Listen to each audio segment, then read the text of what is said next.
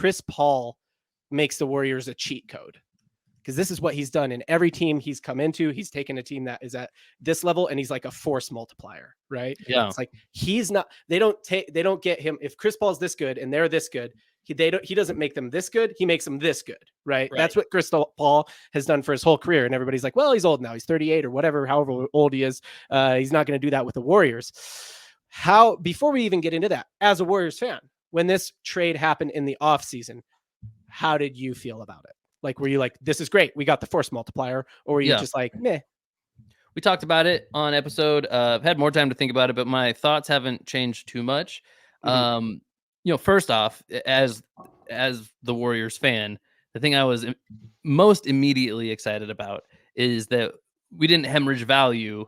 We got somebody of at least like value back, and we got rid of Jordan Poole in this deal. Yeah, so I think you said if nothing else, it's addition by subtraction. Yeah, like getting Jordan Poole out of there. Poole was just not clicking. I don't think he's a terrible player, but it just felt like he didn't fit. Like he wasn't the least talented guy out there, but just didn't feel like he added much to the squad. Jordan Poole is a chucker, which is Washington's a great place for him to be, because it's like, we don't really win games here. You can chuck up however many shots you want. Right. And with Chris Paul, I mean, I'm a huge fan of guys who play like this anyway. I'm a big fan of these like glue type of guys who kind of bring the team together and maximize the potential of everybody on the floor. And even though there was some bad blood with some of the Warriors, and little Taylor Swift reference. I like it. Oh man, Chris Paul and like Draymond and some of the other guys on Golden State. To me, that almost.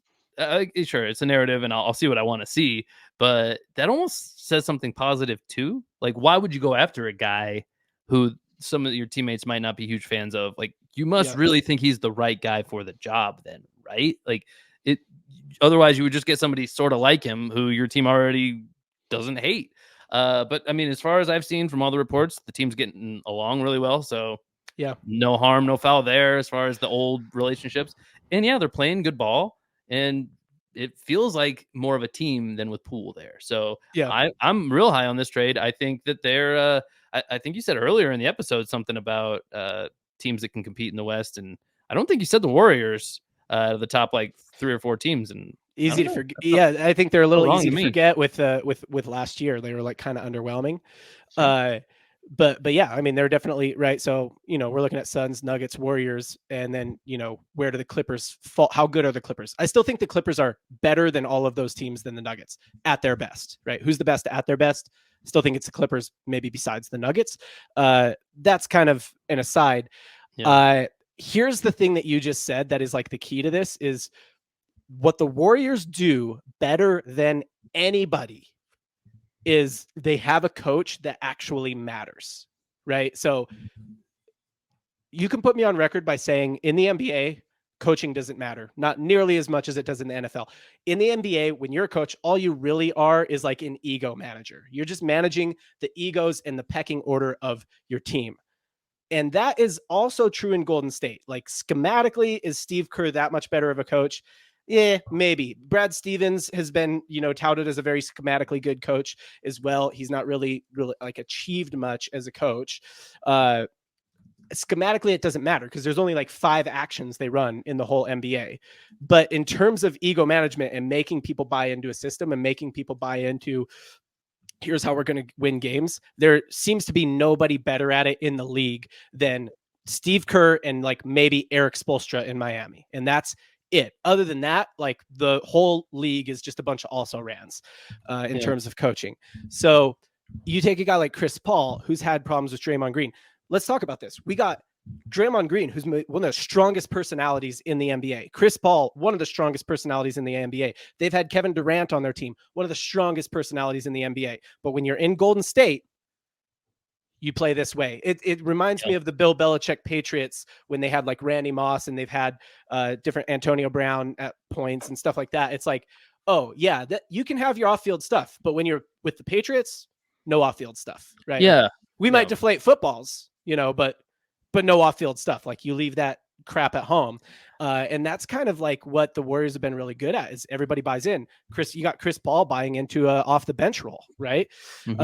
So some numbers from him so far: 11.3 points per game, 8.3 assists per game. Looks like he's playing around 30 minutes a game, shooting 63% from the 3-point line. Is that right? 63% from the 3-point line. Seems low. No, sorry. I'm sorry. Oh, from the 3-point line. I thought, wait, that's high. Okay. He's shooting bad from the 3-point line. Okay. He's shooting 6.3%. That was such a weird number. My brain immediately thought you were talking about free throw percentage because I was like, that's not real. He's shooting about 89% from the free throw line. But yeah, so not shooting well from the 3-point line so far, but contributing. What's the actual number for his 3-point percent? 6.3. That's why I read that wrong. That's pretty low. He's 0.063, instead of 0.63 from the 3-point line. Yeah, he's, a career like kind of 37% shooter, 35% shooter. Room to improve, for sure. I don't think he's taken very many attempts, honestly. He's taken maybe 3 or 4 attempts, something like that.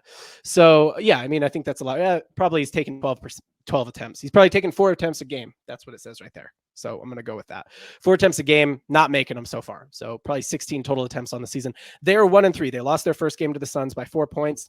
They have since beat Suns they lost to. They've since beat what do we got here? Everyone else they played, they beat. Cheat code. Yes. Until proven otherwise, my position on Chris Paul is that he is a cheat code for any team. He's a force multiplier. This is the dude who brought Oklahoma City to the playoffs when SGA was a rookie, and they haven't been back since, right? Yeah. They were there because of Chris Paul.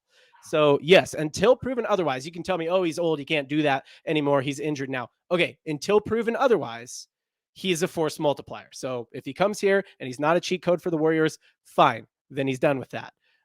But he gets that title. He gets that benefit of the doubt until he proves otherwise. And so far, the Warriors look really good. So I think he's just proven what he is. That's what Chris Paul is. That's what he does.